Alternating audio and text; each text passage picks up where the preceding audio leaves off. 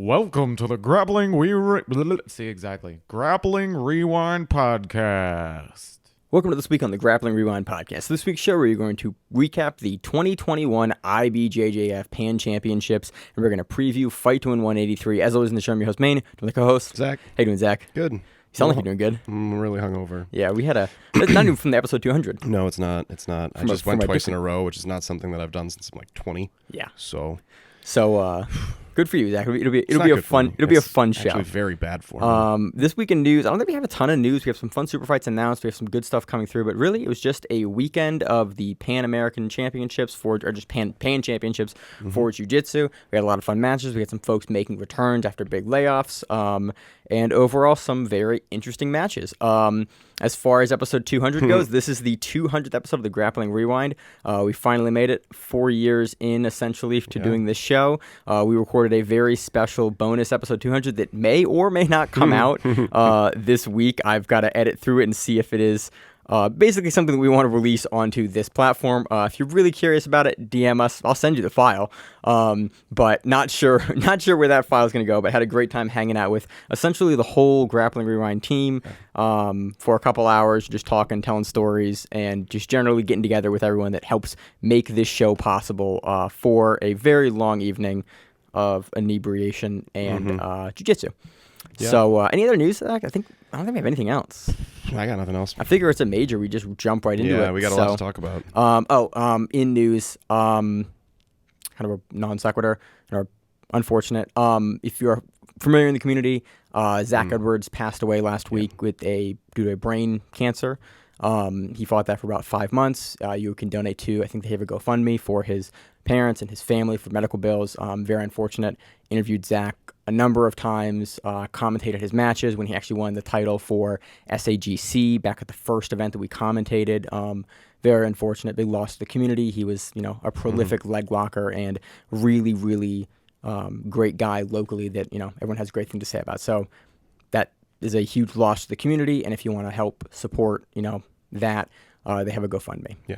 So moving into Pans, on that note, Zach, where do you want to start? So typically with majors for the Grappling Rewind, we go through all of the adult black belt, men's and women's finals. We just don't get a chance to cover much more than that because that's already like 20. It's really 18 matches, and that's typically a little more than we cover on the show, but it's a major, so we kick it off right. Yep. Zach, where do you want to start for this? Start at the top. Let's start with men's absolute.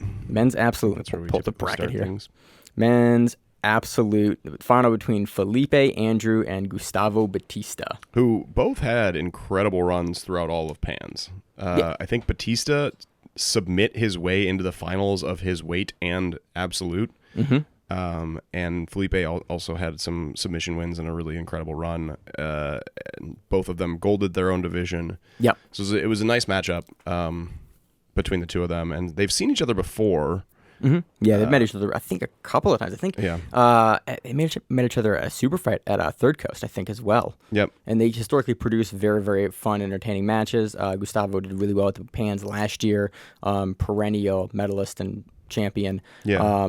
I did not pick Andrew to win this one when I saw the matchup initially, and I was wrong. Felipe Andrew takes this 18-8. He comes out of the gate. He hit his initial run, so Batista pulled guard and attempts some De La Riva, and then Felipe Andrew hits this like step over pass out of nowhere, just sort of windshield washers his foot over Batista's DLR, or his inside leg after he pushes it down, steps over the foot, and Batista's on the run immediately, and he settles back. Batista's able to like scramble a little bit and settle back into 3/4 guard. Felipe Andrew did something that we don't see out of him a ton, but he laid on incredible heavy pressure through his shoulder. It's not typically his style of passing. No, but he does it once in a while. He'll use it now and again. It's something that we typically see him as like a long-range, quick outside passer, but we have seen him shift up that passing meta when that's not working, or he will use it in certain circumstances to like throw people off, and it is cool. He's one of the few guys that will go down that line occasionally when he feels it's necessary. So it was cool to see him use it here on Pans. And he finishes with the knee slide pass right off of that, so that gets him his passing points. He maintains side control for a while and then gets up 7-0 on 2 knee rides. Yeah. He transitions to knee ride, transmissions back down to side control, up to knee ride. And so he's up 7-0 pretty early. Yeah, and like then, the first 2 minutes of the match, I think. Yeah, it was like was pretty quick. He racked them up pretty quickly. And I was like, ooh, he could run away with this match because then I think it was 7 or 8-0 at that Yeah. point. First, I had it as 8-0 in my head. It was 7-0. The scoring was weird for a lot of these finals Yeah. for the matches on the screen, so I could have some of my points wrong when I'm talking about them throughout the show, Yeah. but I thought it was 8-0 initially. Could be wrong about that. I'm not sure. He was up a lot. Yeah. Largely from the pass and then the 2 transitions to knee ride. Yeah. And then there's a bit of a scramble and they end up in this lapel 50-50. Yeah. Which is something we saw a lot of this weekend, especially in the men's upper weights, which was unique. But we saw a lot typically of something we see in the lower weights. We've kind of technical term shit on the lower weights for a lot of that sort of play, but we're seeing people get locked down at the heavier divisions where there's not the speed to sort of not necessarily the speed to deal with it, but guys are figuring out how to lock those positions in, keep guys postured down, and prevent a lot of the escaping from those middle positions like 50-50 and outside De La Riva and lasso guards. It's becoming a lot more pervasive in the upper weights, and we saw it here. So then we have Felipe Andrew up quite a bit, and then they end up in this 50-50, and then the points go out of control like a 2015 Roosterweight match where there's just seesawing back and forth, sweep points. Yeah. But at no point was Felipe Andrew ever really in danger because they were racking up points by trading sweeps essentially for about 6 minutes. Yep. And then at the end, Felipe Andrew pulls off a pass, I think, or he's on top and he ends up getting a pass. But at that point, it was he's sort of working for the pass, and then he kind of rides it out for the last like 15 or 20 seconds from sort of like a low side control there. But none of that really mattered because he was already up almost 10 points from the get-go because of this, and then so all that seesawing didn't really make much of a difference, and we end up with Felipe Andrew taking an impressive win over Batista, who both of them looked incredible all day. And after watching Batista throughout the event, I would have picked him going into that match. He looked incredible. Yeah, Batista's a guy I pick for a lot of majors just because his game is like pretty rock solid. There are definitely guys like Felipe Andrew, they can throw him off, but Andrew's a guy for some reason I've historically picked. My big introduction to Felipe Andrew, and it shouldn't have been, was when he triangled Keenan at the Euros 2020, and that was my big 2019? 2020. Was that 2020? That was January 2020. Oh, right. That was right before everything hit. And he's been on our radar and pretty much everyone's radar since then. And he should have been on the radar far earlier than that, but he's really coming to his own, I think, since that match. I think even the commentators during this match were talking about how Felipe Andrew took a little bit of time to settle into black belt. I think he transitioned to black belt in 2017 or 18 and was a standout brown belt, transitioned to black belt, and then had a little bit of time to figure out where he was going to stand and how he was going to play the game at black belt. And then the 2019 or 2020 Euros hit and he blew up, and since then he's been on a tear. But so maybe he should have been on the radar, but he should have been. But it's one of those. Well, he had some losses in places where it's one of those things in my head that I always kind of point to, don't count a guy out that just because you're not familiar with him. Yeah. Because we've seen over the past 2 years, Felipe Andrew just continuously perform and have a consistency in performances. Again, taking the Pans Absolute. This was a real Pans event that had loaded brackets and big Absolute. It's not like 2020 Pans that was kind of weird. It was a little ill-attended. Felipe Andrew's here to stay. It was really cool to see him take it up, dominant absolute points victory and over double gold here, and double gold, which is that's the thing, a big ass deal. So, any other kind of thoughts on the open weight for men's? Nope. That's it for me. Some other fun matches in there. We had Max. Oh, that's actually not an open weight fight. That was actually a weight class fight. Max Jimenez versus AJ Agazarm. We'll talk about that a little later. So moving into the men's ultra heavyweight final, we had Victor Hugo defeating Rodrigo Ribeiro via choke from the back. Is that? Yeah, that was the finals. Do you have a different finals match, Jack? Oh no. That's the match. I just had the name wrong. Victor Hugo looks good. Yeah, Victor Hugo looked really good in this match. It was, and so this was an odd one because I think a lot of people expected, before brackets were released, they expected the finals here to be Max and Hugo, which they actually had a match in the semifinals because they were on the same side of the bracket for whatever reason. And it was a really nice match. Hugo wins dominantly, but it was an interesting match to watch. But I think that's what people expected. And so Ribeiro being in here was not expected, I think. Yeah, He was not a top pick heading into. Yeah, you had I had Max and Hugo, and then Helton Jose. Yeah. These are the three guys that I really had, and I was looking to be in the top finals three there. here. So. But so, I mean, he still looked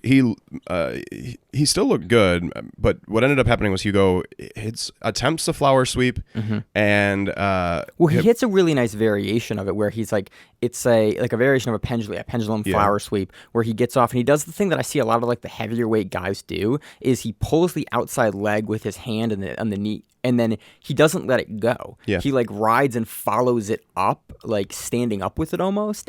He doesn't end standing up, but you see guys will tech up from this, and he does it in the same way where he gets over, and then he continues to drive the sweep over, as opposed to using it like with just momentum. He like lifts and drives up with it as like a power move, as opposed to just this like off balancing move. And it's something I'm seeing more from the upper weight guys, and it's something we've seen Hugo use before.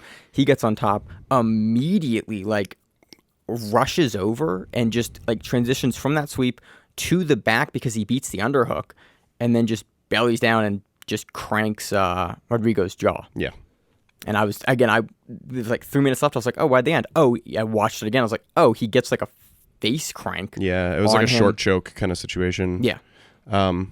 Yeah, it's not much to say. I don't want to say that there was like a mismatched match because I think you're in the fucking finals. Obviously, you deserve to be there. But it was a very dominant performance from Hugo, and some nice technical jiu-jitsu on his end. I always like to see it from Victor Hugo again. Got that pick right, finally. Nice to see occasionally. Super heavyweight final, we had Felipe Andrew defeating Guillermo Augusto 2-0. Very close match for the super heavyweights. Yeah. And so in this match, we saw some of Felipe Andrew's best guard work that I've seen from him in a long time. And he's playing some spider lasso and eventually progresses into 50-50. But like it's like a standing 50-50 where the legs are in a 50-50 position, but Augusto was standing. Right. And he uses that to hip bump essentially, and then stand up into to get the points for the sweep. And that was relatively early in the match. Yeah, first couple minutes of the match, he does that. He gets his guard going, gets the sweep, and then I think the match kind of slowed down after those points were scored, and there were no other big transitions. Both guys kind of worked, but Andrew kind of held it down. Yeah, and in the end, Augusto's playing some really nice X guard, and I think that he's using he's already down though, and so he needs to generate some momentum. And in that situation, it's really hard, especially against a guy like Felipe Andrew, who has this really, really good standing game, right? He can be standing against people and keep his balance and get passes. He's got very, very good balance, and he's got good grip work. Yep. But he's super comfortable in those long range for passing, and so you have to consistently defend Felipe Andrew's like passing attempts. But to get those long range sweeps, you have to really commit, and so you're stuck with a guy with Felipe Andrew. They can drop his hips really well, get around, has really, really good like outside Toriando passing. And so if you overcommit there, he's going to pass, and you're never going to get Felipe Andrew off of you. Yeah. So you really I think he had a hard time like being able to open up with the base that Felipe Andrew had. Like he could never really get to a point where he could off balance him effectively to get and turn him over fully. Yeah. But he does eventually. So that was happening for a while. And so we skipped a step. Felipe Andrew hits a textbook lasso sweep in there. Yeah. So it was Felipe Andrew hits this 50-50 sweep. Then they stand back up. Felipe Andrew pulls guard. He hits another sweep, and then is playing from the top. And this is when he hits this like perfect, beautiful spider lasso sweep. And then Augusto's playing this X-guard game essentially on the bottom, and is doing a really nice job with it. It takes a lot of time. By the time he's actually able to create enough momentum to hit the sweep, he comes up from 50-50 essentially. Like he's playing X-guard, they transition to 50-50, and then it's like a seesaw kind of situation.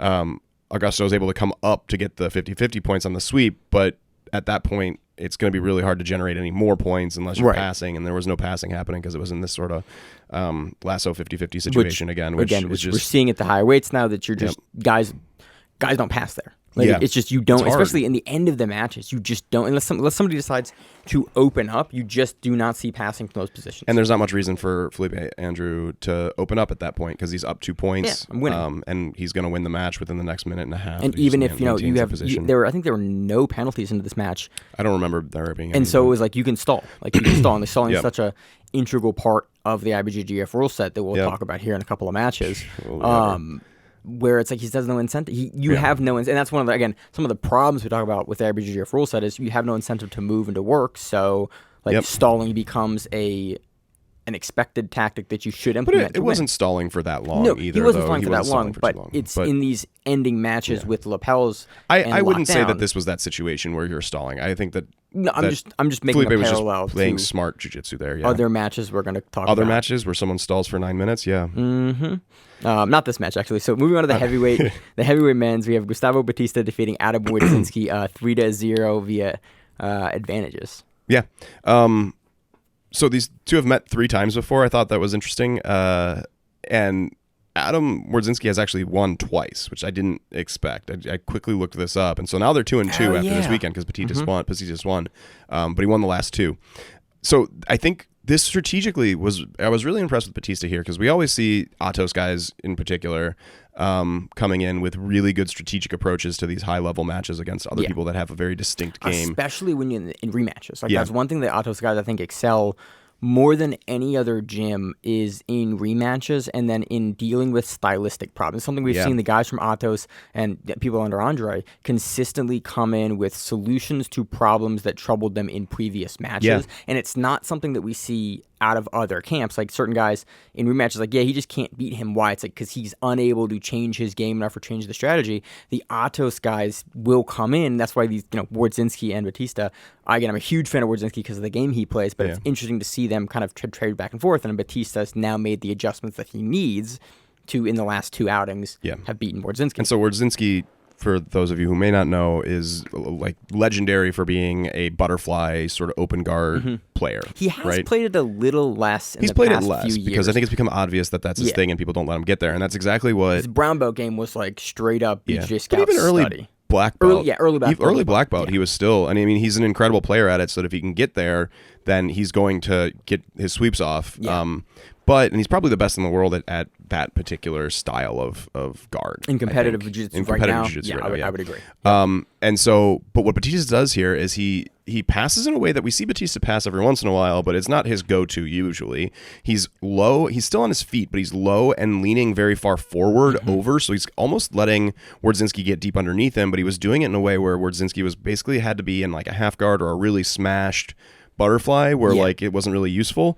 So it's like heavy, high pressure. He's over Boydzinski, but he's making Boydzinski have to reach up with his hips there where he can't actually load Batista because Batista's legs are far enough back where you can't really get under him even though all his weight on you is on you. And it's this weird middle position as a butterfly guard player because you want to get underneath them more, but you have to deal with the top pressure, but you can't lift your hips up because they're too far away. Yeah.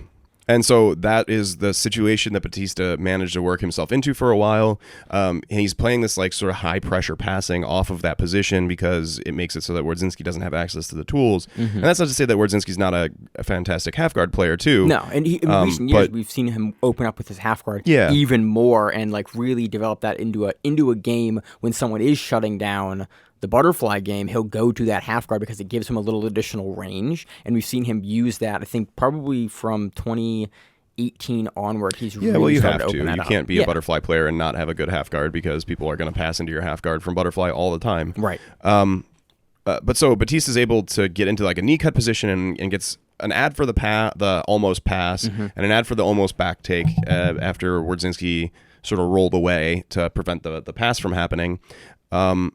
And then it was actually a really incredible guard recovery from Boydzinski because I don't think many people on the planet could regard with Batista passing the way that he was and not get their back taken. And so Boydzinski's able to recover to 3/4 guard and then is actually able to turn that 3/4 guard into a half guard again. Yeah. And so then Batista got his ads from that, basically. It ends up 0-0 in the end, but one of the things that I thought was really interesting was Boydzinski was playing, actually end up hitting any sweeps with it, but he was playing this deep half, but instead of getting the like safety grip for the deep half, he had taken that hand and fed Batista's far side lapel across his body. So like Boydzinski was holding Batista's far side lapel with his what would be his safety grip hand normally. Yeah. But the hand you typically have on the back lapel and turn to the side underneath your leg.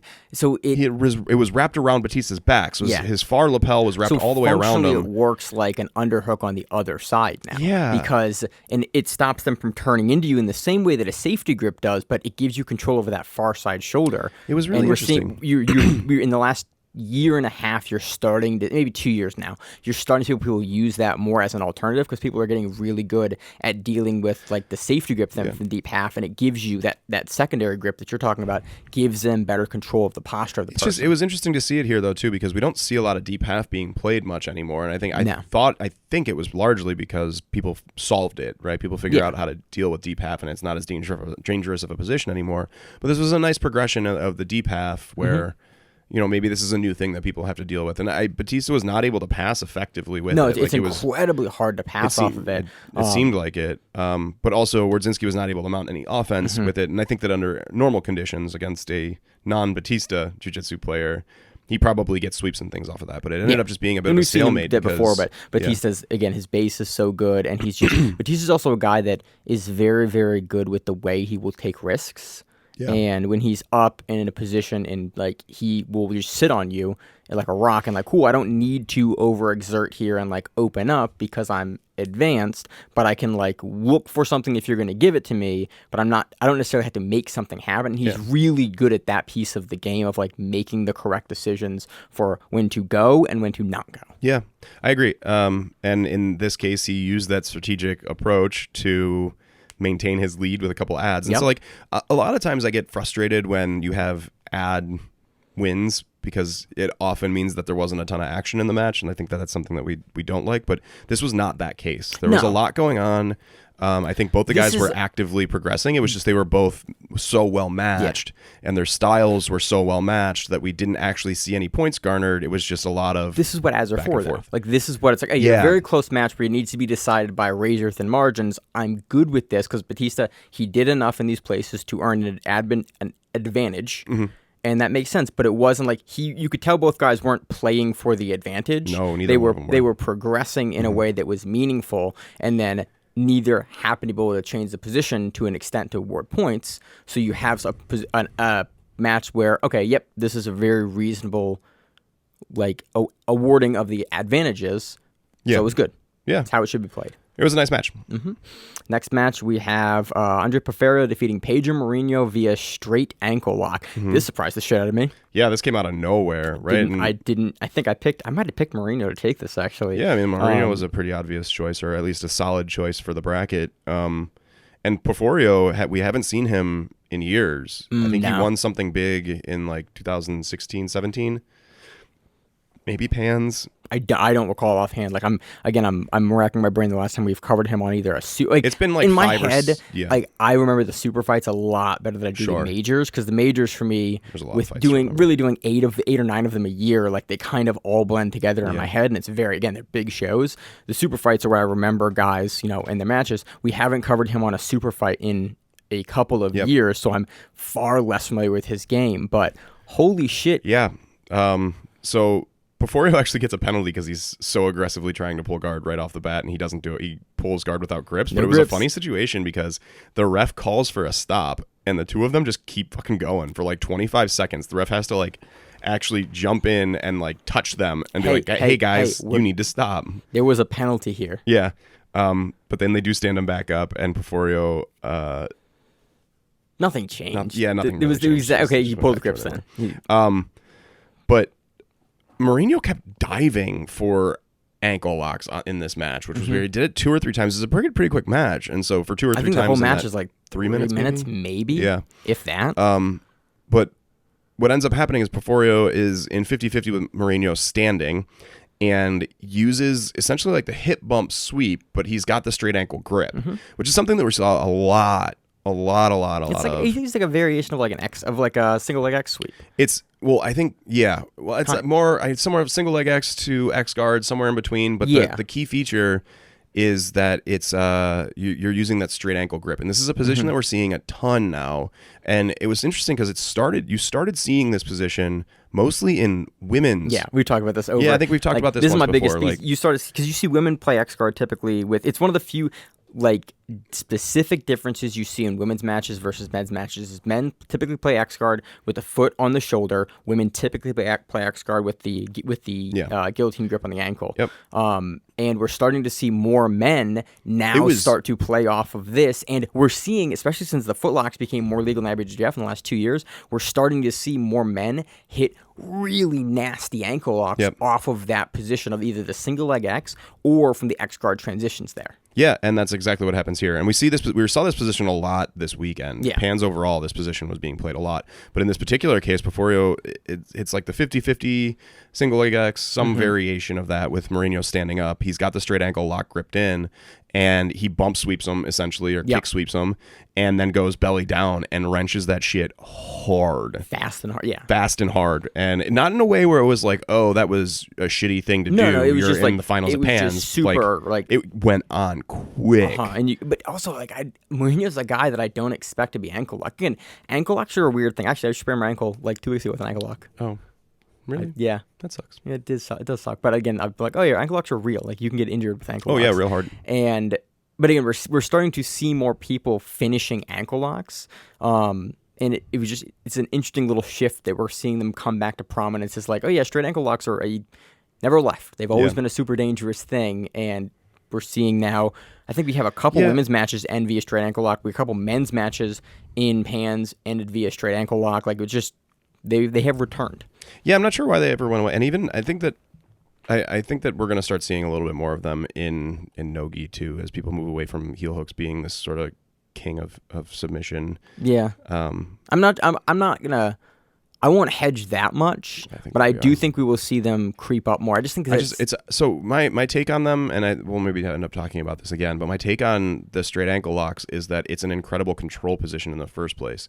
And so it's a control position. If you lock in that control position, you have access to a submission, or at least a submission threat at all times. Right. And then you're also in a fantastic control position. So I never really understood why they aren't used as much. I use them a ton in my own game because of that, mostly because of the control aspect. Yeah. You can stand up into singles with them. And that's like why I we've prefer seen them as well. that more now at the professional level, where people are using that straight ankle grip to tack up with it and stand up. We saw it in Pans. I think might have been a finals match. I think it was a couple of finals matches. We saw that sweep being used, but so it'll gets be the ankle lock. see. It's cool to see that kind of technique coming back into from this position. Yeah, like the straight up like single leg ankle lock being used again. And being used effectively. Yeah. So next match, a great finish. In the middleweight men's, we had Tainan Dalpra defeating Yago Sousa, or just Yago Sousa, 2-0 on points. Yeah, this was actually one of the better matches of the weekend, I thought. I really, really enjoy watching Tainan. Yeah. I think he's a technical wizard, but also his style is very aggressive. Like he's constantly pushing the pace, and I think that's a really enjoyable thing to watch. Especially he's a guy that will punish you in the gi when he thinks he can bully you around. And I appreciate that in grapplers that I watch, where it's like he's going to push an advantage on you if he thinks he can. Yeah. To prove, almost not to prove a point, but like because he can impose, he will impose. Yeah.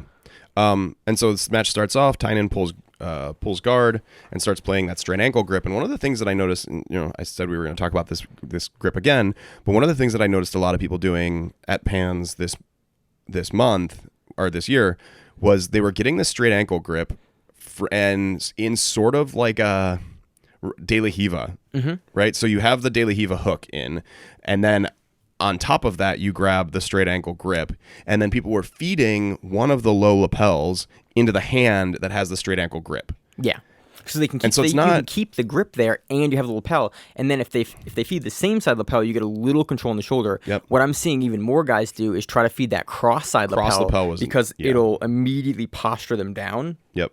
One of the women's matches ended that way. I think it was I don't know. We'll get to it. I'm sure I'll bring it up. But one of the women's matches, that's what happened, and that there's just a beautiful sweep off of the cross collar. Yeah, it's cross such lapel. a hard thing to defend positionally because people can then throw to. We saw Tainan do this a little bit. Throw to like that long leg X guard. Yep. From the single leg, really a single leg X guard there with that grip, and it's such a good off balancing tool where you can now fence at that far side leg with that far side lapel, or even the same side lapel because you've broken their posture essentially with a hand that you're also using to control a leg and a grip. Yeah. So you have so much more available to you. And then you have a free hand that you can start fighting them up and doing other stuff with while you are fencing at the leg and have control of the hip. Yeah. And that's we saw some of that with Tainan playing that version of guard here, but also Yago was doing a really good job sort of, I guess, keeping dynamic. And it was a weird, interesting perspective because the announcers on this were talking about how Tainan couldn't mount an offense because Yago was so aggressively moving around. Right. And I thought it was the opposite, actually. I was really impressed with the way that Tainan was transitioning guards, and to me it looked like Yago could never really mount any strong passing. That's what I got as well, where it's like Tainan was consistently on the bottom, consistently making grip switches and making off balances, and Yago was consistently like looking to get his base underneath him and stripping grips and fighting leg position. That's and what he I was saw too. never really able to get to a point where he could start firing off passes or really getting grips of his own that he wanted to use, especially in the beginning of the match when Tainan was on bottom with this leg grip. Yeah. But eventually that whole situation transitions into 50-50 nonsense, and then there's just some 50-50 butt stuff for a while, some seesaw points on... And Dalpra is able to come up. And Tainan ends up getting... he gets a really nice sweep off the 50-50 at one point that is a legitimate sweep, but other than that, it's a lot of like 50-50 come-ups. And then Tainan ends up taking the match because he was, I think, very strategic in the way that he was. I mean, those AOJ guys are always very strategic about that. But I do like that this is a match that truly points to the change in scoring, where it's like we're not awarding 37 points for back.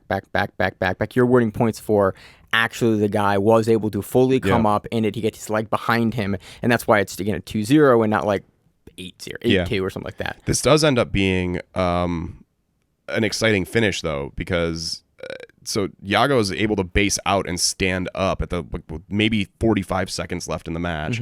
He's able to start basing out and start standing up, and he almost stands up into like a single leg X kind of position where he has a grip. And Tainan defends very strange. It's not what I would have done, but it worked for him. He like puts his hands on the mat to prevent the come up sweep from happening. And so he's like in a wheelbarrow basically. And then Yago lets go of the feet and tries to jump on the back, and Tainan defends that instead of like in a more traditional way, he basically folds himself in half. Well, then what he does, I thought was brilliant, is he lets Yago get the back mount, but with no hooks.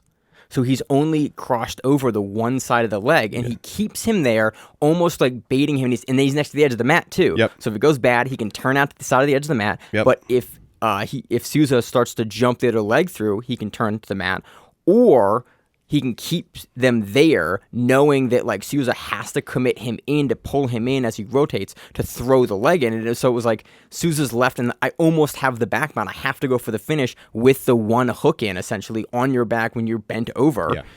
But Tainan's not going to stand up, so you can't ever like reposition your hips to get the other hook in. It was just like such a crazy, like high level, like knife's edge, like decision making of like that is crazy. And that's how you chose to defend that. It's not a defense that would work outside of that last 20 seconds of the match, right? You can only do that for a short period. That was like a 40 plus second.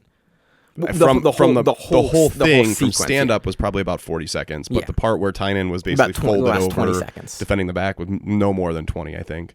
And Yago almost pulls it off in the very last second, but doesn't, and then Tainan ends up winning the match on the sweep points from the original 50-50 sweep, because points weren't being awarded for their like seesawing, which I appreciate, and I'm a fan of that. I think it was a couple years ago, but I'm a fan of how they changed that, where it's like you actually have to be the one that comes up to get the points. You have to commit to coming up all the way to get the points Well, instead of just... Yeah, you essentially have to, like, they wrote it in a way that's like you have to have intention to come up, and then they interpret it in a way that's like you kind of have to come up. Yeah. Which you have to stabilize on top with a foot behind you, essentially, to get your points. Which I think is, I don't know what that's exactly. Or a knee behind you or something. But that's what it amounts to. That's what it turns into, is like the guy actually has to be in a top passing position to get the points for it. And I think it's good because it avoids, this being this weird back and forth scoring match where Dalpra was in the driver's seat and, should have taken the win based on that. So I think it was good. It was good. Good rule change. Moving on to the men's lightweight final, we had Johnatha Alves defeating Lucas Valente 2-0. All won through this match. Double pull. Alves comes up on the double pull trying to defend a back take from Valente. He is ordered an ad for that because you get an ad if you come up in a double pull. Then with 20 seconds left, then there's about 9 minutes of defense. Of Alves up on points. Up on an ad. Holding. And, not letting Valente open up. And then doing just enough not to get stalling calls, as he's very, very good at. Then with 30 or 40 seconds left or 20 seconds left, Valente goes, well, I'm down on an advantage with closing the match. I better go for a footlock. Goes for a footlock, and Alves stands up and gets 2 points, and that was the match.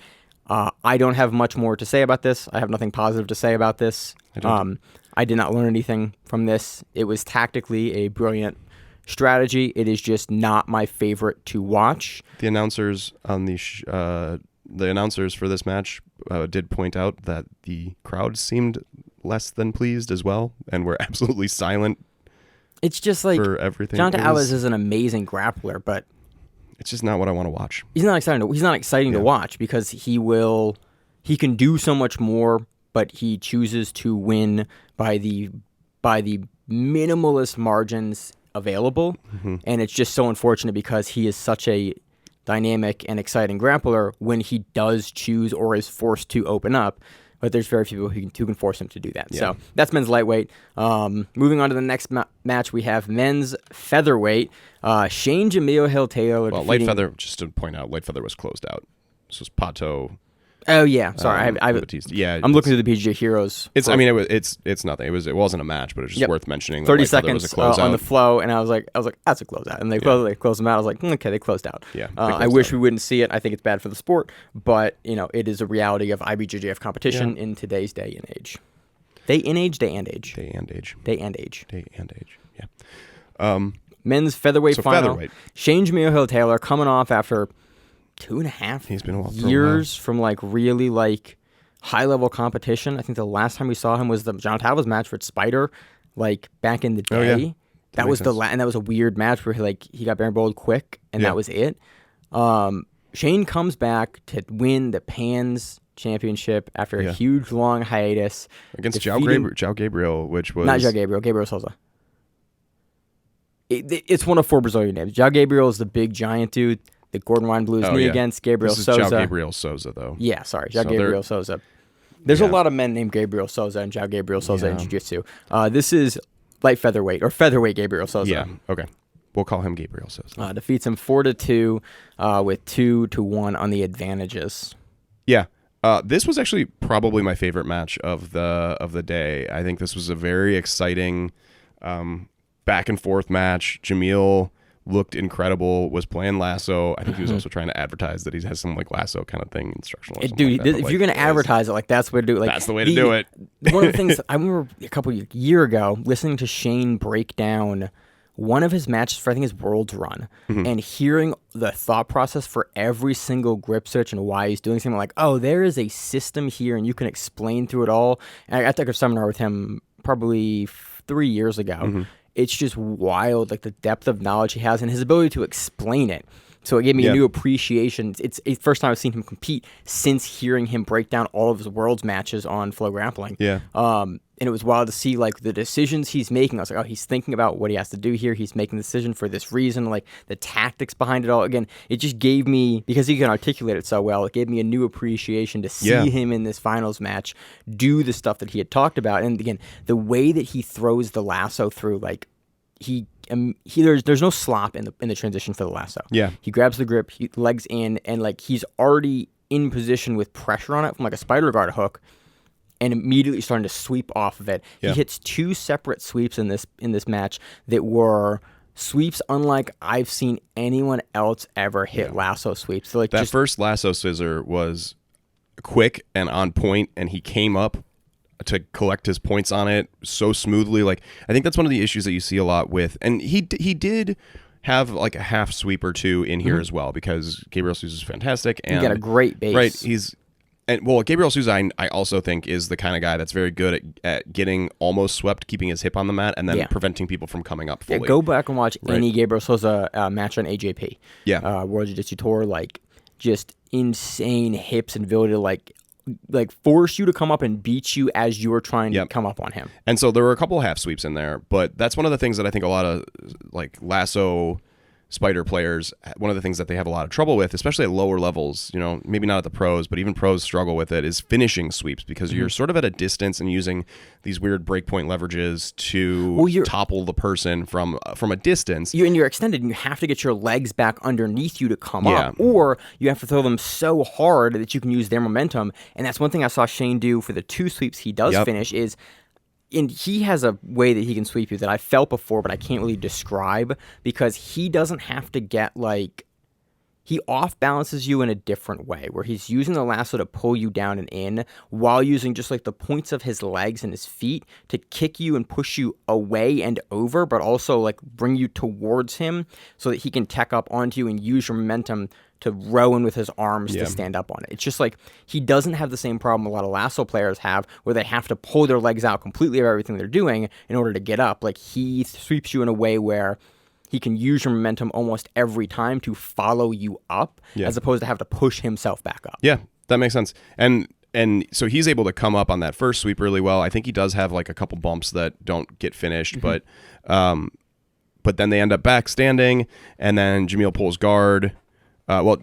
Gabriel Sousa gets an almost pass and it looks like he's trying to move into a saddle sweep kind of situation. A little bit. And then Jamil like backsteps or sits his hips down and sort of backsteps a little bit and starts a passing, almost gets the pass. Gabriel Sousa tripods in the last second, and Jamil falls off the back. And so then they end up both back standing again. Jamil pulls guard. And then he hits this beautifully timed tilt sweep. Like it. This is one that just blew my mind. Gabriel Sousa's working on a pass, and there's just a split second where he is slightly off balance enough in the right direction, the right way. I don't think he's off balance. I just think like he starts to base in a way, and Shane realizes that he is about to base in a way, and Shane turns him the additional thing. Like that's what's so wild about watching Shane sweep with these, is that you don't even make a mistake.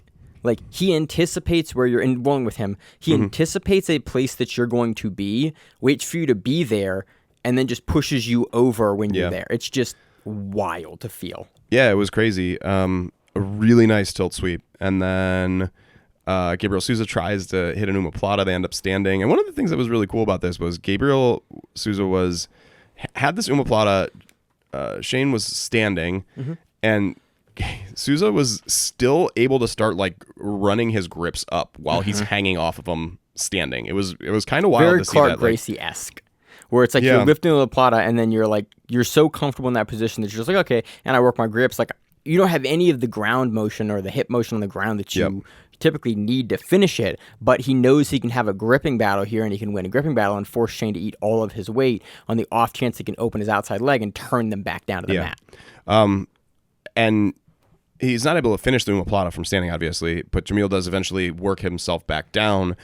Gabriel Sousa is able to get the omoplata sweep off of that, but that's still only 2-4 because Shane had gotten the 2 sweeps, and then we end up in like a 50-50 kind of stalemate position for the remaining of the you see Sousa back out of everything and then try to just like just crushing pass, and Shane's able to tech out, get his guard back, and prevent Sousa's heavy flash passing for the last couple seconds, and then there was a toe hold attempt in there that we don't count. Toe holds in the last 15 seconds. I think it was maybe before. It was a little. There was a solid toe hold attempt, but not enough to do anything.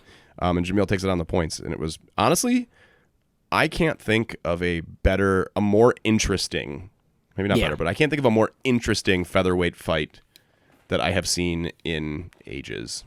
In the gi, it's hard. Maybe some of the Cisneros matches. Isn't he light? Fun. Isn't he light feather? Yeah, sometimes. I think he's a feather too. Sometimes.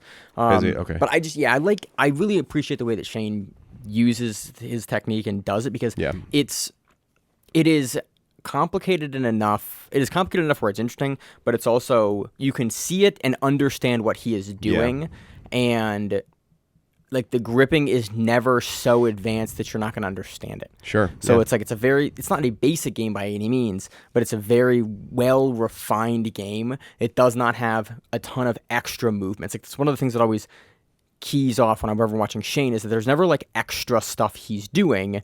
You see him move from this, I go to this. Oh, they did this, I make this change. Like you can follow his game and learn from it, and that's why I think again, it's also the weight class that I'm at, so that is also having an additional interest in watching his game there.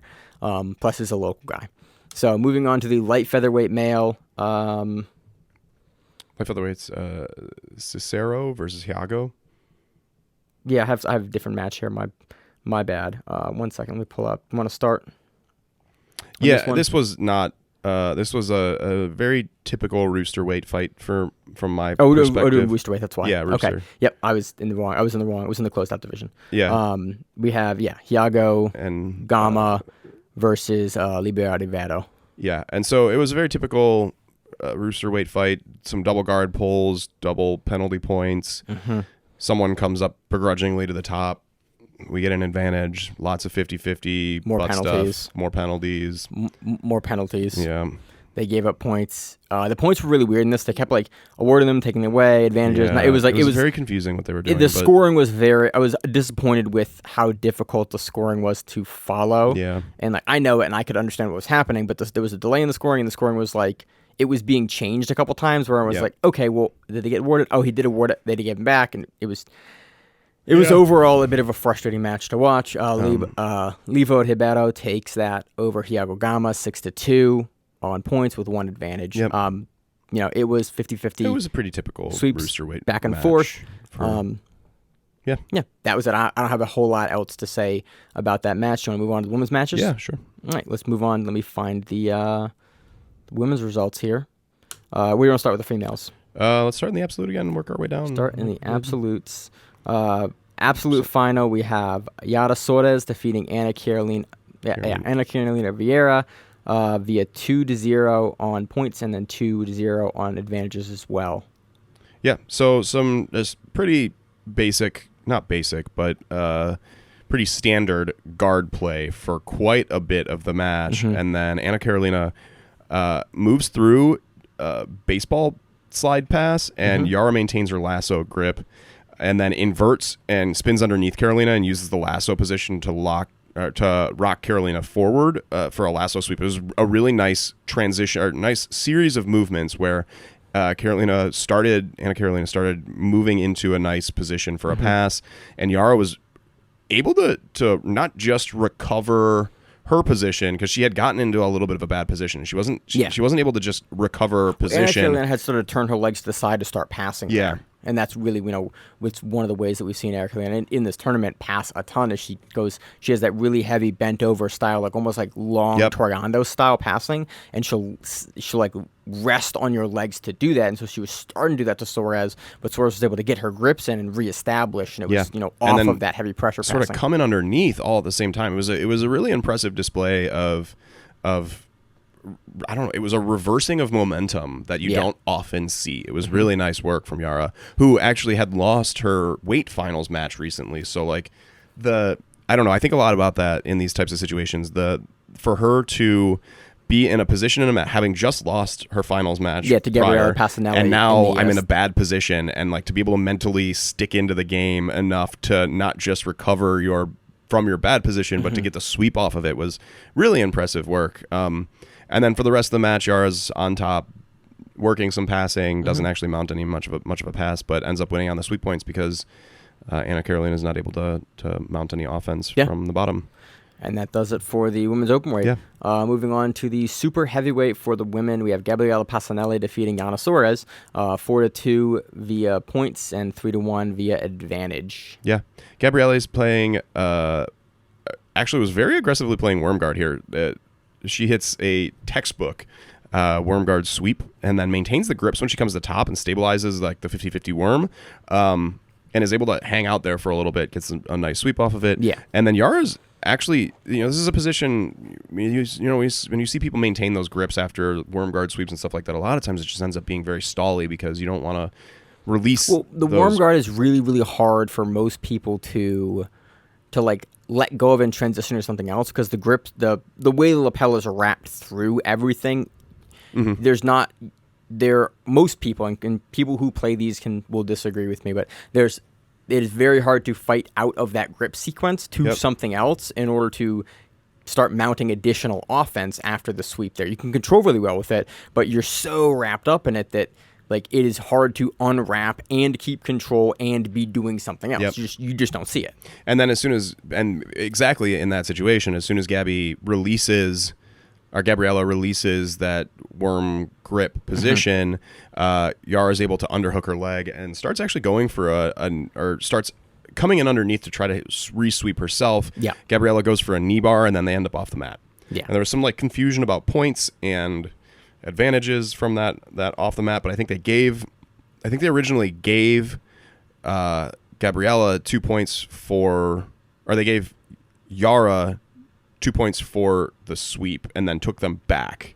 I think so. There was like a weird thing that happened there. I remember some, like, being fine confused rules with it and then situations. looking at it again and going, okay, I'm good with how that worked. Yeah. Again, that's one thing I am happy with IBJJF is I think we're seeing more consistency in refereeing, especially at the finals matches, like where I'm seeing something like, I'm not sure I agree with that, and then I'm looking at it again, and then they'll change something and go, okay, yep, that is, like, there's less of us bullshitting about like, that wasn't quite we don't have to say that as much. No, it just like this was one of the instances where I was happy with. I was like, that wouldn't really consider that either fleeing the mat or like an escape off the mat. I would consider that just like there was a position that changed and she was off the mat and they reset it in the center of the mat with that underhook of the. Oh no, that's what it was. So Gabby was going for the knee bar and they originally gave her points for the submission attempt being off the mat. Okay. Yeah. And then they took them back because it was a sweep initiated by Yara. And that's what I thought. They gave her the ad for the sweep attempt going off. And that's what I thought. I've been watching it. I went, that makes sense because they gave her back the position, but they reset in the middle of the mat. And I went, okay, I can work with that. Yeah. And so then Gabriella ends up on the bottom with this incredible control position that we were talking about earlier, where you have the straight ankle grip, a pseudo De La Riva foot position, and then have passed the opposite lower lapel into your ankle lock grip hand. And so what this position does is it's crazy because it keeps their posture broken down completely. Where you're fighting to maintain any posture up because you can't throw your hips forward because your hips are controlled by the outside leg of the De La Riva and your foot is trapped with the ankle lock grip. Yeah. And if you do try to stand up, you're going to be so far off balance that you're getting pulled forward. And so then she's able to get that grip to keep essentially the left side of Yara's body broken down, and then gets the sleeve on that same side. And at that point, there's almost nothing that can be done. You're going to get swept. You have no way to base yourself. Because as soon as I get the sleeve, the posture's so deeply broken. Down, Yeah. And so it was a really, really nice. It was one of those times that you're watching something and you think, okay, like we were just talking about the Shane Jamil Hill-taylor's game, right? There are a couple times where you're like, he hits these sweeps at the perfect time. Yeah. And you're like, yes, that was super impressive because that was at the perfect time.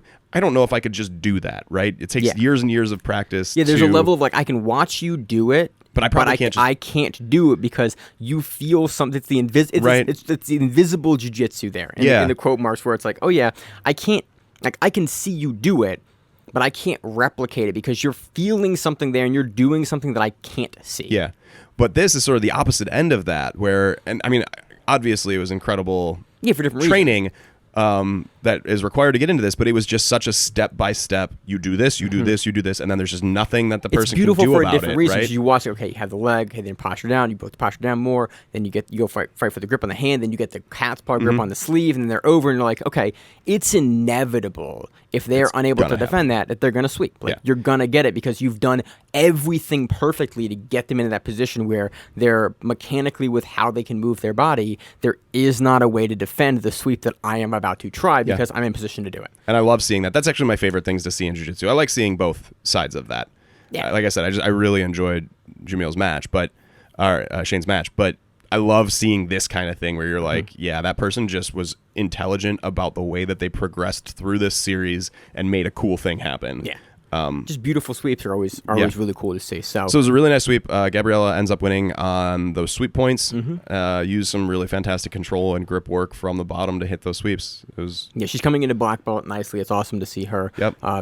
Begin to win more majors. I think she's a newer black belt. I think she got black belt. In 2020, maybe 2021. Like, she is a newer black belt. We've seen her in a lot of the Brazilian events, and it's cool to see her now coming into her own as a black belt and winning some majors in the IBJJF. Yeah. Next on the I lost my place. Women's heavyweight finals, we had Maria Miliesic defeating Melissa Couto via short choke. Yep. Miliesic put on a dominant performance here, I think. So she starts with a guard pass. Well, Couto. Let's go with that. Couto pulls guard and Miliesic puts on a display. I listened to this on mute. Oh, okay. I didn't get commentary for this one. I actually listened to the commentary this time, which is rare for me. For some of these half of the matches, I listened to part of it. Other half, I pulled up the mat side footage when I rewatched it. Yeah. And the mat side footage didn't have commentary. And I was like, I can go find the commentary matches, or I can just watch and make my own commentary in my head. So Miliesic pulls guard, plays some open guard for a little while, attempts a plata and a back take. Couto defends the sub attempts, makes aggressive throw bypass attempt. And Maria gives up her back. We end up in this situation where Couto gets 2 adds. She's up 2 adds, no score on the board. And then there's some nice back and forth and very exciting. There's an exciting set of movements where Miliesic ends up landing in the knee cut and almost gets the pass before Couto manages a roll. And then Miliesic's able to take the back off the roll. Yeah. And so it was a very back and forth situation where there was almost passes for the whole match. It was a lot of almost passing, a lot of things that garner adds, and then at the very last, or like halfway through the match, Miliesic's able to actually pull off the hooks from this and ends up with a short choke, which is, I love them. They're great. They're brutal. They're usually absolutely brutal. My guillotine is a short choke. Sure, yeah. They're just better. They're just easier and better chokes because you don't necessarily need that whole arm. Yeah. You don't need it there. And I appreciate that it now has a name because I used to just call it crushing people's face, which sounds a lot more rude than a short choke. Face crank. Yeah. Via face crank. But yeah, you'll see it listed sometimes as like face crank or like jaw crush or like. But I think a short choke is the best way to call it, even though it's not really a choke. Yeah. Well, here's the thing. If you don't defend the choke with your chin, it becomes a choke. So it's a choke in spirit. It is. I have no problem with it. Again, Zach, you and I are very much, if it's not illegal, it's legal kind of people. So and sometimes if it is illegal, it's legal. Yeah. So just a really nice performance from Miliesic. Some really nice almost sweeps, almost passes. And then ends up getting this really beautiful choke at the end after sinking the hooks in. Pretty dominant performance there. Yeah. What would you expect from Miliesic? Can't wait to see her defend her title at Fight to Win coming up here soon. Yeah. On to the medium heavyweight final, we have a rematch between Ana Carolina Vieira and Elizabeth Clay. In the gi this time, not in no gi. Goes very similar to the way the first match went. It was Ana Carolina had kind of figured out the strategy for dealing with Clay and Clay's inversion game and the way that Clay tends to enter into the legs to either knee bar you or to ankle lock you, and does a really good job staying on the outside, keeping nice heavy pressure on the left leg of Clay, on the ankle, and just like staying at range and passing. She does that. She manages to stay at range really nicely, but also Clay likes to have her knees in close together for a lot of her entries. A lot of her inversions come off of a position where her knees are almost pinched together, where she can control your knee and your thigh. And then she'll drive her own hips up off of that because she doesn't have to her legs aren't flared away. She can just drive up through it and push her legs through. And almost the entire first half of the match, Vieira was passing or making passing attempts from the top, but the whole time was keeping Elizabeth Clay's legs spread wide. Yeah. And so she never was in the position where she's comfortable to come in underneath, and she could never mount her leg attack offense. And a lot of Elizabeth's game comes off of those first initial leg attack attempts, right? And then as soon as she puts you on the defensive, she's going to start turning you over. She's going to come on top, and you'll see her top game open up from there off of that like very famous knee bar sweep that she does. But Vieira had figured out in the first match we talked about, I think it was Who's Number One, exactly. She approached this match in the exact same way that she approached the match previously with Clay. What is it, 6 months ago? Yeah, not that long maybe ago. maybe 4 months ago. The exact same way, gets past a couple of times, and then here I don't think she actually got past. I think there was some almost passing, and then, or maybe she did actually get past. Yeah, she got past once, I think. Because I have 6-0 here. Okay, as the final score. So I think there was. Well, no. Where I'm talking about, I'm not. So there was this exchange, and I don't think that there was a pass. But then what ends up happening is there's an almost pass that Vieira hits from this open guard position, and Elizabeth rolls.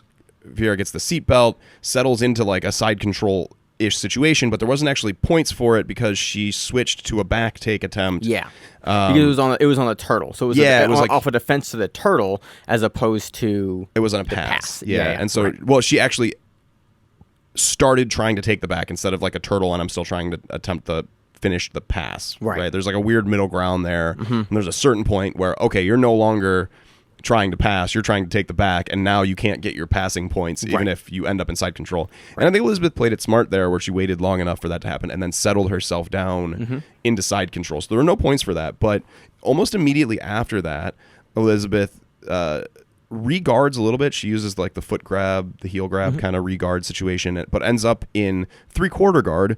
And then Vieira, as soon as she lands in 3/4 guard, she has one of the grips already, and she lays heavy into a baseball bat choke from that 3/4 guard. I thought Elizabeth Clay's head was going to pop off. It was a deep, deep baseball bat. But from there, because that baseball bat was so sunk in so deep, she passed with the baseball side or the knee slide.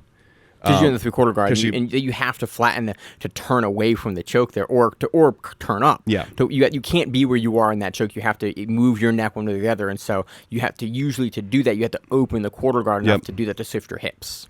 And so she passes from the 3/4 guard, gets her 2 for that. Then I thought she was going to actually murder Elizabeth because the choke was on so tight. It was really impressive that Elizabeth Clay did not tap from that. Like I would have tapped from it real hard. And Elizabeth Clay is actually able to regain the 3/4 guard.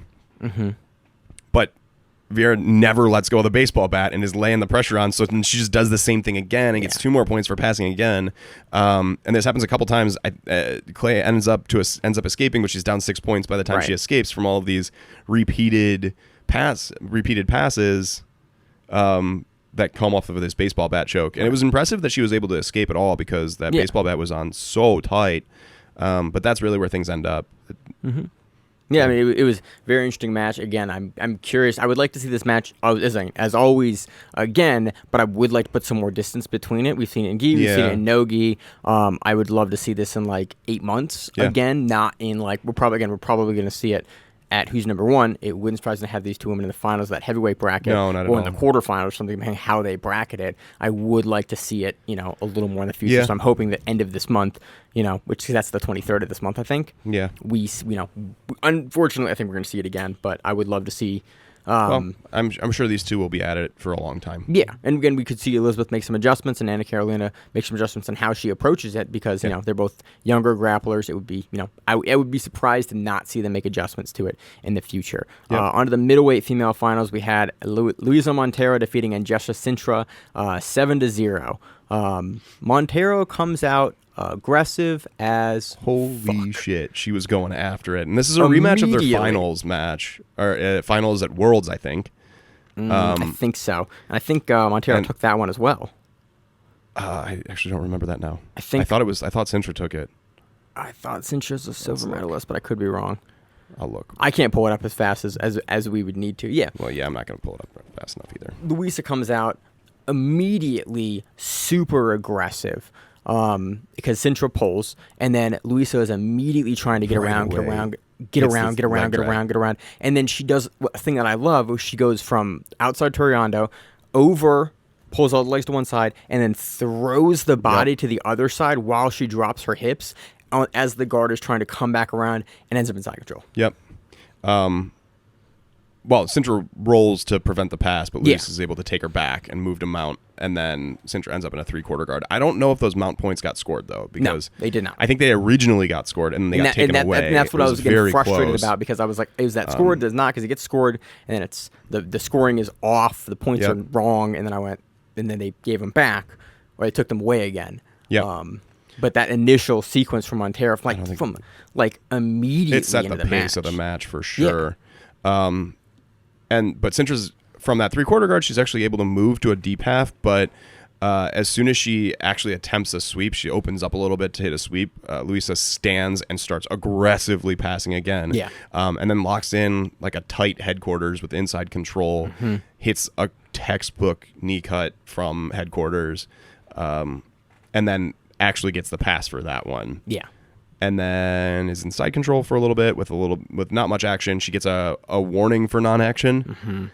And then, But again, your first warning for non-action is functionally nothing. Yeah, it doesn't The matter. second one's advantage, but you're up on points, so it well, doesn't she doesn't matter. immediately move, right? She Yeah, gets a yeah. warning, and then she tries to move into the knee ride, knee on belly, but it doesn't work. But at that point, she's already up, and the time on the clock is low. And then Luiza just ends up in closed guard, and then rounds out the match in closed guard up on points. But that initial flurry of the match, the first 30 seconds of the match, are just like a great sequence. And if you ever want to see how to deal with an aggressive pull from someone, this is a really textbook way to do it. Because Andressa's a very, very good guard puller. And so to see someone pull and then immediately have Montero just throw by, and then the ability to turn the legs on the throw by, and then again have Sintra retain from it was just a very interesting, we were coming out of the gate blazing for a 10-minute match. It was cool to see, especially in a finals match. On to the lightweight, we had Natalie Ribeiro defeating Margaret Ciccarelli with 2-1 on advantages. This is listed very funny in my notes. Yeah. So they were tied on points, but the wins on advantages, 2-2 on points, ends, and then 2-1 via advantages. So this was also, I think, Margot's first finals at a major at black belt. I think she's a very recent black belt. I think that is correct. Again, I listened to this one without commentary as well. So well, I know she's a very recent black belt. I'm not sure if I'm pretty sure this is her first majors and first. I have not. finals I do not recall seeing her at black belt in a major. Yeah. So double guard pulls, double penalties, then double guard pull, and Natalie comes up and gets her 2 points for taking the top after the penalty had been awarded, because there's weird rules about that where it's no longer an ad, you get points for it or something along those lines. Like if I think the way that it works is that if there's been so many warnings for the double guard pull that that the next thing that happens is a DQ, the person actually gets points for taking top from the double guard pull. Or something along those lines. That sounds familiar, but I don't remember that to be the rule. Yeah. But I don't remember it not to be the rule. She came to top, got points for it. And then there was really, really beautiful guard work from Margot. But they also appeared pretty evenly matched. And so Natalie, which was impressive because Natalie Ribeiro is incredible and has been doing this a long time and has been competing at a high level for a long time. So to see sort of like a freshman black belt come in and play such an impressive guard attack game against Natalie was a big deal for me, at least. You had Murillo in the corner, with being Murillo, and he was right next to the mat side camera, and so I could hear all of his coaching, and it made me laugh. I was like, I bet she's Unity, because the bar for the match was the bar for the match time was covering the score and the grapplers' names, and I just hear Murillo. I was like, I assume that someone is Unity here because I can hear Murillo yelling at the mat. Yeah. So Margot sets up Worm guard, gets the sweep off Worm, comes to top enough to get the points off of it, so now they're tied up. Oh, no, I guess this isn't the match where they got the 2 points for coming to top in the beginning. Sorry, she gets points to be up. I had my notes wrong. Okay, that's kind of why I was confused. There's another match where but I that don't really remember happens. that to be the case. There is another match where that happens, but there's a match, I think, 2 or 3, where it's very many penalties. Yeah. So sorry about that. Then, but Margot is able to get the sweep off of the worm guard, comes to top enough to get the points, but then drops back down to 50-50. Yeah. And then there's like some 50-50 butt stuff. Natalie comes to top and scores off of that.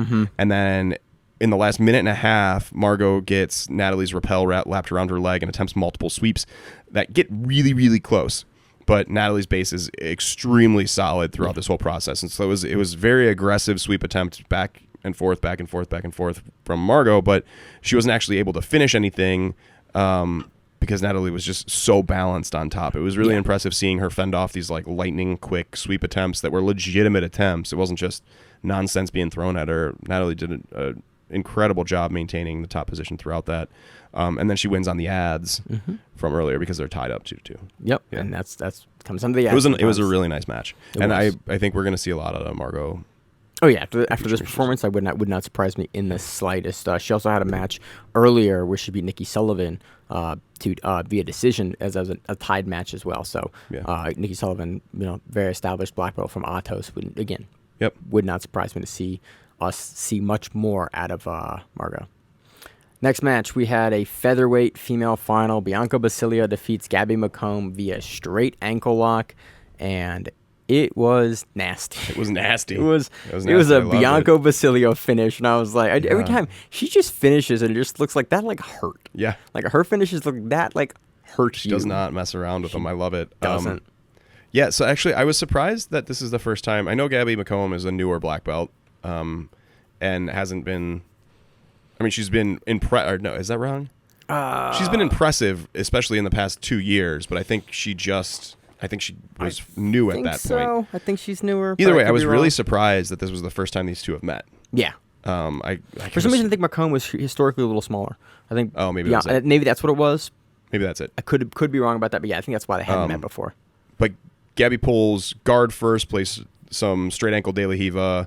This is the position that we've been talking about. People have been playing this position a ton. And this is the match I was talking about where it's, you see it very, very aggressively from the bottom, and you see her even start to get Bianca over with it. Yeah. And then we see that same sort of lower lapel grip game thing happening here with the straight ankle grip and that De La Hiva foot in.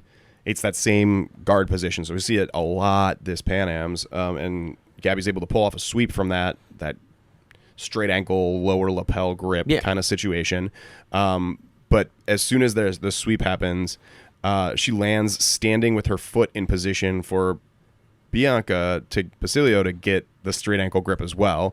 She grabs the straight ankle grip. She moves into an X guard with that straight ankle grip, takes her top foot and pressures into Gabby's hip extremely hard, and Gabby's tapping before she even hits the mat. Yeah. So it's sort of a sweep, but she's putting so much pressure on the ankle that she basically gets the straight ankle lock with Gabby still standing. Yeah. It was. And that's why it was just it was super impressive because Bianca we know she goes hard on the subs. We've seen it in the past. We've seen her break a lot of stuff in the past from a lot of people. But that's not a common way that we see the straight ankle finish. It's not. Even in the men's divisions when there's. But we see it twice in this Pan Ams. Yeah. Right. I mean, and in one case, it turned into a belly down situation. Right. In we this saw case, it was in some earlier matches. When we saw a bunch of really nasty straight ankle locks.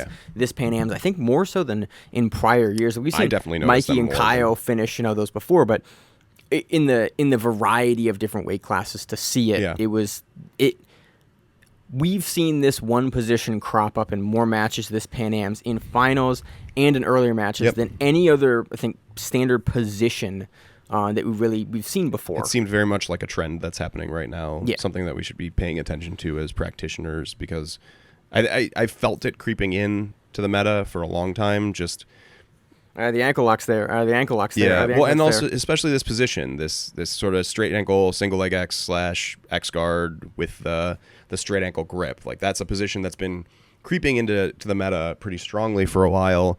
And we just saw a breakout of that in this setup or in this And we should Pan be Ams, people winning with it and finishing with Yes. it. Like it's not just being used as a control position; it's being used as a finishing position, which is rare to see a position kind of crop back up, like the ankle lock, and then be used at the highest level in the meta, kind of not out of nowhere, but kind of out of nowhere. Like it's neat. It's a cool time to be a practitioner.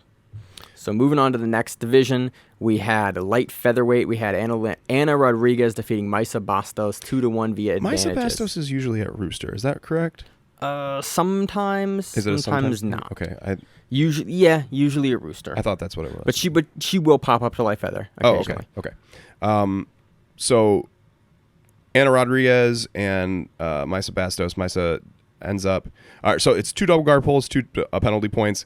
Double guard pull, and Rodriguez comes to top and gets 2 points for it. So this is the one where there had been so many penalties that when she came to top, she got points for it. I think that's what the rule was. I think that's correct. I think because I like the rule that essentially it awards you additional points for because it was a moving double the match DQ along. otherwise. Yes, like this had gotten to the point where we were going to be in double DQs. Yeah, and I was super confused because they were moving penalties around and taking them away, moving them around, and eventually I was like, okay, this is going to be a match where they rack up the full count, and then we're going to have a match, and that is very much what happened in the match. We racked up a full count.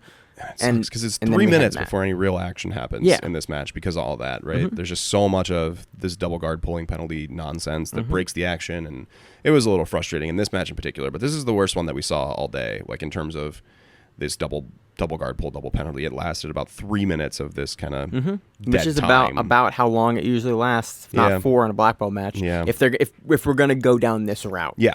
Unfortunately. But so then Ana Rodriguez is up 2 points. We get about that 3 minutes in. Maisa ends up coming up on like one of the come up sweeps from double guard pull 50-50 situation. Gets the 2 points for that come up sweep. And then there's another 50-50 come up sweep that Ana Rodriguez gets, and then that's the match. And Ana Rodriguez wins by 2. 2 from that first whatever happened. Advantages with the come or with the come to top after the double guard pulls, and then 2 seesaw sweeps essentially. Yep.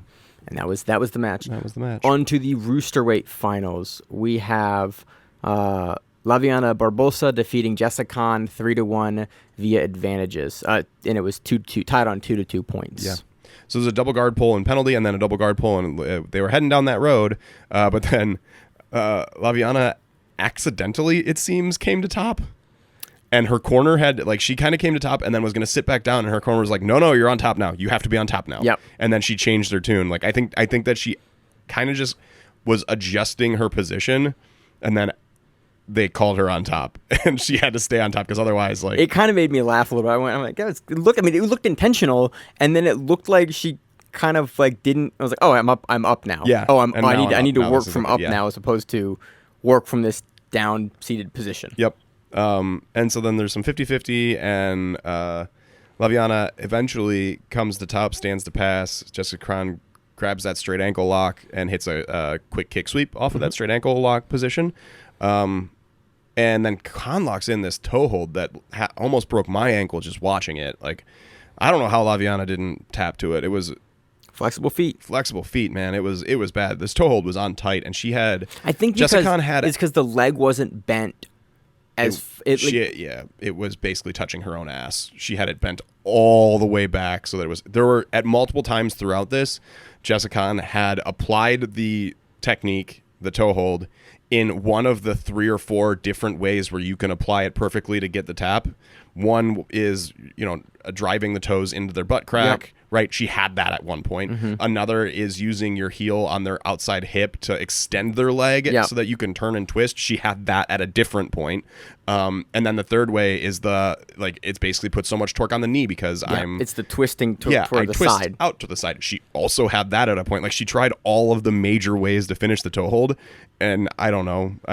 Laviana must have rubber feet or something like that because it was an incredible display of just her being fine. I have no idea how it happened. Like a meow, where it's broken already. Yeah. Well, meows are different because you watch them get injured and not care. Yeah. This kind of didn't seem like that. It was like she was hurt. She was like, this is like I need to address that. She didn't even bother addressing it. It was just she was like kind of watching it. It was crazy. Watching it, but it was not like watching it like I'm watching it break. Yeah. It was watching it like I've got to be aware of that and address that. Right. But I'm not like not worried about it. I'm nonplussed about it. I'm not concerned about this being applied right now. Yeah, that is it was a level crazy. of confidence that I do not have in my knees. No, I do not have that I definitely don't have that in my knees. I've had the top of the ligaments of my foot sprained with toe holds before.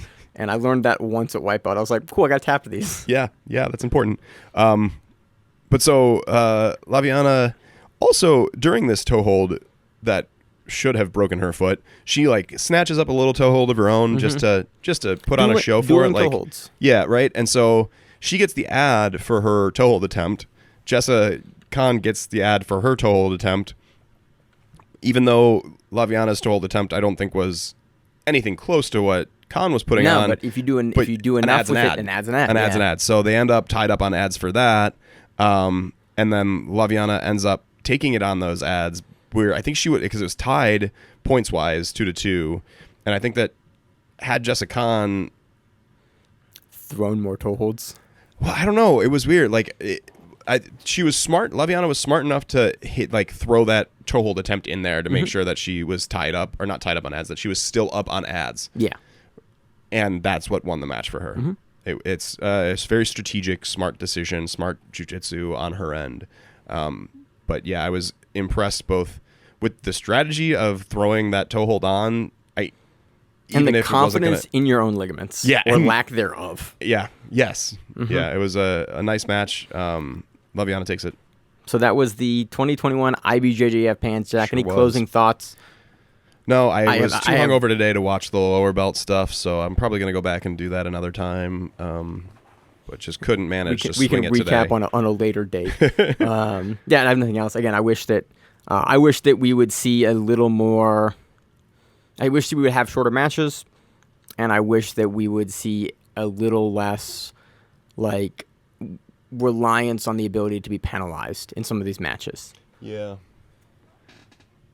Yeah, I agree. That's it. I mean, I like how AJP runs it. I think you get a quality of match. IBJJF definitely has a not fan friendly viewing format, and I wish that would change. But overall, we saw outstanding displays of techniques from that athletes. It's awesome to see a full Pans event where we have like a huge host of athletes, guys coming back, and great performances. So looking forward to the next major, which I think is Tokyo Worlds, like later this month. Yep. And honestly, the thing that I'm taking out of this Pans the most is that ankle locks are a thing that exist. Well, not just ankle locks, but that the various open guard positions from that straight ankle grip, and then the ankle locks that get produced from there as well. Like that position was a major factor in many of the finals matches. Yeah, we had 4 or 5 finals matches where like that was the linchpin technique they came into play. And in other ones, it was still there. It might not have been the thing that made everything happen, but people are playing that position a lot and that's right why now. It's wild to see that because there's so much utility from there. It's cool to see a technique like that come to prominence in a single tournament, much like almost like the Berimbolo stuff did 10 years ago, where it's like, oh, this is here. But I also think that this could go under the radar unless you're really paying attention to it, because it's so close to some other positions that you've been seeing for ages, right? It's a variation of an X guard, a variation of a single leg X, which are positions that we've been seeing a ton of in the past couple of years. So I think it's just worth pointing out that like this is a slight variation on that, but it's something that's worth noting and paying attention for in your own game moving forward. I think, at least I am. I am definitely too. Like ankle locks are a thing. Beware of them and watch what you can do with them, because guys are using them in ways they have not before frequently. Yes. So on to our preview of Fight to Win 183. We have 3 matches I want to talk about here. We have a Masters, what is it, middleweight or is it light heavyweight final? Light heavyweight between Sanjay Ribeiro and Dubious Dom. Yeah. Dom Bell from Atos. Yeah.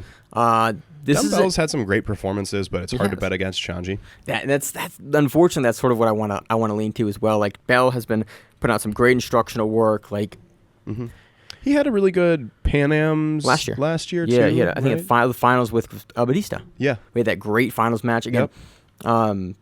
I just don't want to bet against Sanjay. Yeah, it's hard for me to bet against Sanjay. I feel like Sanjay's pressure passing is so good that I think that's where this match is. Like again, Dom could definitely pull something out. Yep. Dom has a brevity of leg locks and a huge variety of techniques. It's not a situation where I'm writing him off. Like he's had some dominant performances. He's an extremely good jiu-jitsu player. If I have to bet, I'm betting on Chanji most of the time. Unfortunately, that's kind of where I am as well. Is that like Sanji has not given me any reason to bet against him. Yeah. And that's why I'm usually going to bet with Sanji. Like I'm so confident in the depth of his game and the depth of his game against high-level competition. Although he has not been as active as Bell, he has come back into jiu-jitsu and he has been like looking good. Again, I think he has the Masters title right now. So to see him defend that versus Don Bell, again, Don Bell has definitely a couple years younger than him, but it is exciting. Next match, we have Pedro Dias taking on Lucas Pinheiro. Pedro Diaz has looked good. I always like Pinheiro for. I always want Pinheiro to win. I like his style of jiu-jitsu. I like watching him play the game. I like the way that he approaches most of the positions that I like. Yeah. And so I don't really know who to pick in this. I don't know where the smart money is in this. See, but that's kind of my problem with picking Pinheiro is like I usually hedge my bets with Pinheiro. It's like I like his game. I like how he addresses it. Like I like his decision making process behind it. Diaz is very dangerous. Yep. He is, I think, ranked number 3 right now. Pedro Diaz is ranked number 3. Pinheiro is ranked number 1. Now, I don't know what weight class this is at. I'm curious because Pinheiro is Roosterweight. I think Pinheiro actually pulled out of Pans. We didn't see him in Pans this weekend. Yeah. So, again, could go either way with this. But, again, I like to lean Pinheiro just because he is so familiar with the fight to win rule set. And I really like watching him compete, although he does tend to go, off and on. And so if Diaz shows up, could very easily take it. We also have a welterweight championship match, Jackson the Guy versus Michael Lira Jr. Super amped about this, especially with Jackson's recent win and title. Took title off of Edwin Najmi with that great step over triangle from the baby arm with the lapel and triangle win, I think 2 weeks ago or something like that. Not very recently. Yeah, very recently. This would be a really interesting match to see like where Nagai stands versus like top of the heap in Lira Jr. Yeah. And I think smart money goes with Lira on this one, but Nagai pulled off an incredible win. Nagai has just continued to impress me. Yeah. And like he is not risk averse, which can go either way.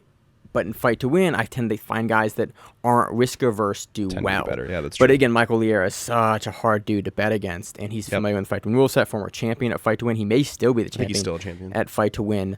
But he just has that like bulletproof game. Yeah. And he's not a guy that will tend to take like super big risks that will cost him the match. But in fight to win, like that's sort of a double-edged sword. Where Nagai is a guy that will go for something regardless throughout the match. So the dynamic of this match is really interesting. I'm curious to see how these two gentlemen will line up. Yeah. But overall, should be a really fun card. We'll talk about that card next week. Zach, any other closing thoughts? Nope, I got nothing. Awesome. That does it for all the reviews and all the previews and recaps. You got anything fun planned for this week? I'm actually going on vacation next week, so that's pretty cool. Where are you going? Going up to, first I'm going to Bethany Beach with my wife's family. Nice. They're wonderful people. That'll be fun. So a couple days there, and then we're leaving straight from there to go to Puerto Rico with some friends. Sweet. It's going to be a long week, but... Oh, no, I got to go on vacation to beach towns and delicious food. It's going to be one of those things, though, where when you go on vacation and you feel like you need a vacation from your vacation when you're back. Travel's always stressful. It's a vacation where we have a lot of stuff planned to do. Yeah, it's not going to be it's going to be a fun vacation, but it's not going to be like a relaxing vacation. Mm-hmm. So, but yeah, it's exciting. I'm going to go do some like bioluminescent kayaking and all this kind of that'll bullshit. be really cool. Apparently it almost never actually works. Like it has to be the perfect kind of like weather, the perfect and weather, temperature. Yeah. The moon can't be too bright. Like apparently you almost like it's one of those things that classically disappoints people, and I'm gonna be disappointed, but I'm gonna try it anyways. But kayaking at night is fucking bullshit. Night kayaking. That's what I said. I like night kayaking. I'm happy to night kayak, even if there isn't glowy shit. If there's glowy shit, it's gonna be a cool bonus. So yep, I'm reading a bunch of stuff and watching a bunch of videos on like bioluminescent animals this week because a new paper came out. I think last week or the week before, or the Science Journal's got a hold of it, and it's like all these animals are bioluminescent, and not phosphorate. What's the word? Phosphatase. What's the scorpion thing? I don't know what it is in for scorpions. Scorpions, you shine the light on them. and the UV light, and they reflect. There's a Fluorescence? Fluorescence. Oh, okay. Yeah, a bunch of animals have that. Like opossums have that. Yeah. It's like that. And a paper came out this week, so I'm reading all about that, and it's been really fun to watch. My undergrad thesis was on bioluminescent bacteria. Was it really? Mm-hmm. Huh. Drug design for bioluminescence as a model for other disease-oriented Huh. virulence signals. Mine was on integrated multi-trophic aquaculture systems. Nerd. Yeah. I grew wasabi and sturgeon. It was a good time.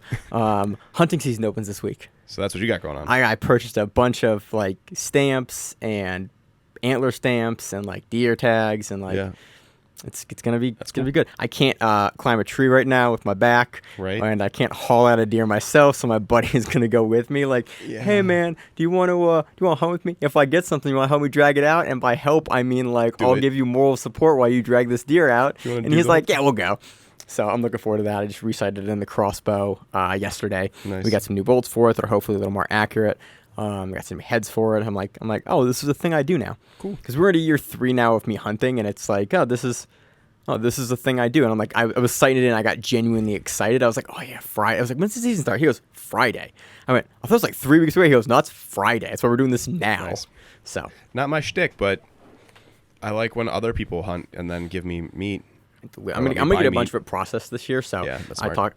gonna get basically probably half of the deer made into those like sticks. Yeah. Those delicious My meat wife's sticks. brother and dad hunt a lot, and so like they each need a deer. Well, not need, but they each like a deer for themselves. Yeah. And then if they get a third one, we end up getting a lot of the meat from it, which doesn't happen every year. And that's what I want to do this year. I but- want to get a deer because that freezer is about half full. Yep. And I put the rest of it in there, and then I want to get another one that's just deer sticks. Yeah. Because those are delicious, and my wife likes them. Yep. So that's like the goal this Yeah, year. that's a good goal. And then what I want to do with one of the heads is I want to time lapse it while it gets eaten. You're a fucking psychopath. I mean, it's a cool piece of You're a footage. crazy person. So that's what my week is going to consist of, is like waiting and like scouting hunting locations to see like where I can walk through the woods from 10 minutes in, because I really can only walk about 10 minutes right now. So we'll see. A lot of hunting near the road. Yeah, that works out great. It does. You work it usually pretty well. But okay. Maryland is loaded with deer. Yeah. They are delicious. So that does it. Zach, any closing thoughts? Nope, that's it. All right, that does it for this week on the Grappling Rewind podcast. As always, on the show, I'm your host, Mange, I'm the co-host. Zach. And we will see you on the mats wherever that is. Stay safe. If you like the show, please consider sharing it on Facebook with the folks at your gym. It's the best way that we grow the show, and we really appreciate it. You can reach out to us on email. We also have Instagram. We have Facebook. We have Twitter. We have Google+. Until that shuts down. We have a website. If you have an event you would like to have us cover, please let us know. If you have a name, like most people do, and you'd like to have us stop butchering it, Let us know. reach out to us. The show is also available on YouTube, Spotify, in addition to iTunes and every other podcast service. We very much appreciate your time, and thank you.